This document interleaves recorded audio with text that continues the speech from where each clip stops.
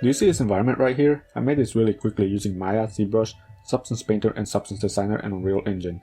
You too can make something like this really easily and in a short period of time. To make an environment like this one, all you have to do is make a few simple props, put them together in Unreal, and then simply add some lights and you're pretty much done. So hey, this is only a 45-second ad, so there's not enough time for me to cover everything, so click on the link below now and I will show you exactly how I made this environment. The best thing about learning how to make an environment like this one is that you can simply use the same techniques to pretty much make any other type of environment. Oh, and by the way, you don't need to be an expert already in order to learn how to make something like this.